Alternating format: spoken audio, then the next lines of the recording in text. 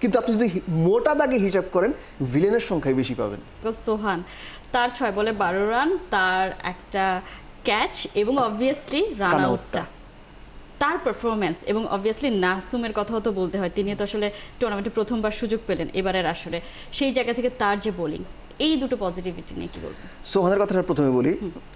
Primarily সোহান যদি এটা শোনে সোহানের মন খারাপ হবে। সোহানকে আপনি 7 নাম্বার ব্যাটসম্যান হিসেবে তো ইনক্লুডই করবেন না। আপনি সোহানকে 7 নাম্বার ব্যাটসম্যান হিসেবে কেন ইনক্লুড করবেন? সোহান কি 7-এর প্লেয়ার? আপনি সোহানকে খেলাইবেন তাওহিদ হৃদয়ের জায়গায়।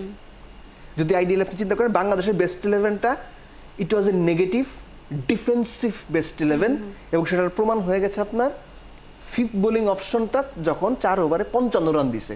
ভাই আপনি 4 ওভারে 55 রান দিছে, আপনি বুঝতেছেন ওই ম্যাচে সোহান কি ওই ক্রিকেট মাঠে, ক্রিকেট পাড়ায় যারা নিয়মিত ধরেন যে আমরা কাজ করতাম একটা সময়, একটা কথা সবসময় ছিল যে জানদার প্লেয়ার, যে জান লাগায় দেয়, এরকম কিছু প্লেয়ারের উদাহরণ দেওয়া হলে Sohan was among the top. ও জান লাগায় দেয়। সোহান শুধু উইকেট কিপার না, he is also a brilliant fielder.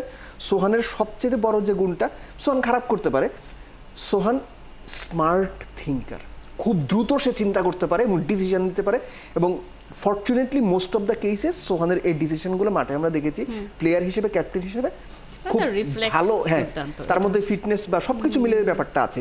আর আপনার এই কথার সাথে পুরোপুরি একমত। ওই 6 বলে যদি 6টা রান হইতো, দেয়ার ওয়াজ এভরি চান্স বাংলাদেশ ম্যাচটা হারতো।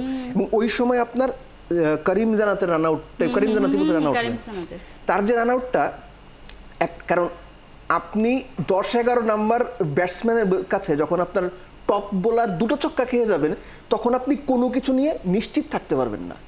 সো সোহানের ওই রান আউটটা ওই সময় যে সিচুয়েশন বা যে ফেসের মধ্যে দিয়ে আফগানিস্তান যাচ্ছিল, একটা পর্যায়ে কিন্তু মনে হচ্ছিল যে আফগানিস্তান ম্যাচটা বের করার কাছাকাছি চলে যাবে।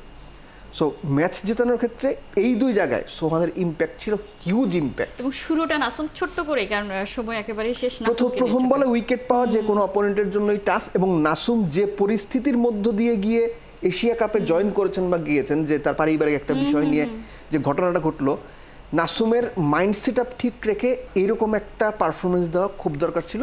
বাট রিশাদও এই দিন ভালো বল করছে নাসুমের সাথে সাথে। এই দুজন অ্যাকচুয়ালি নায়ক, মূল নায়ক, এরপর বাদ বাকি সবাই পার্শ্ব নায়ক। কিন্তু আপনি যদি মোটা দাগে হিসাব করেন ভিলেনের সংখ্যাই বেশি পাবেন।